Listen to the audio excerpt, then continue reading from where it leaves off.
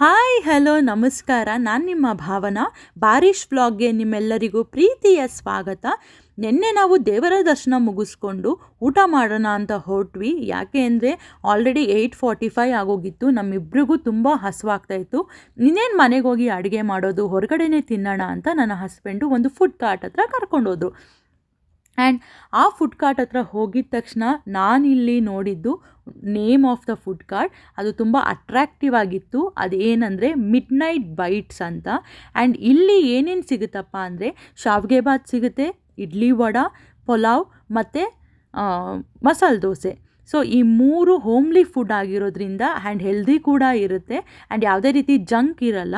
And ನಾನು ತೊಗೊಂಡಿದ್ದು ಶಾವಿಗೆ ಬಾತ್ ಅಂತೂ ಅಲ್ಟಿಮೇಟ್ ಆಗಿತ್ತು. ಯಾಕಂದರೆ ನನ್ನ ಮೋಸ್ಟ್ ಫೇವ್ರೇಟ್ ಅದು.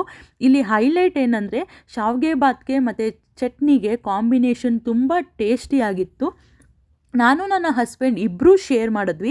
ಅಷ್ಟು ಕ್ವಾಂಟಿಟಿ ಕೊಟ್ಟಿದ್ದರು. ನಾನು ಶಾವಿಗೆ ಬಾತನ್ನ ಇಷ್ಟೊಂದು ಕ್ವಾಂಟಿಟಿ ಕೊಟ್ಟಿರೋದು ಫಸ್ಟ್ ಟೈಮ್ ನಾನಿಲ್ಲಿ ಎಕ್ಸ್ಪೀರಿಯೆನ್ಸ್ ಮಾಡಿದ್ದು. ಅದಾದಮೇಲೆ ಮಸಾಲೆ ದೋಸೆ ಕೂಡ ತಗೊಂಡ್ವಿ. ಆ್ಯಂಡ್ ಮಸಾಲೆ ದೋಸೆ ನೋಡ್ತಾ ಇದ್ದಂಗೆ ತಿನ್ನಬೇಕು ಅಂತ ಟೆಂಪ್ಟ್ ಆಗ್ತಾಯಿತ್ತು. ಅಷ್ಟು ಸೂಪರು ಹೈಜೀನ್ ಆಗಿತ್ತು ಮಸಾಲೆ ದೋಸೆ ಕೂಡ. ಟೇಸ್ಟು ಕೂಡ ಅಲ್ಟಿಮೇಟ್ ಆಗಿತ್ತು. ಇದು ಎಲ್ಲಿದೆ ಅಂದರೆ national college metro station towards ಹೋಗೋ ಕಡೆ ಇದೆ.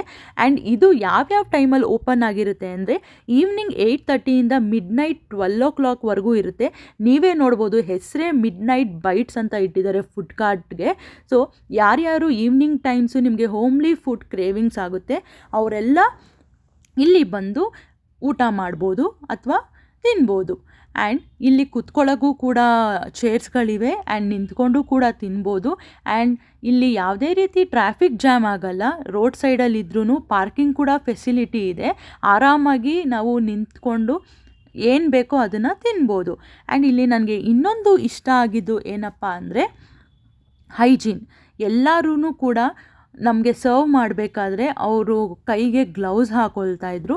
ಅದೊಂದು ನನಗೆ ತುಂಬ ಇಷ್ಟ ಆಯಿತು.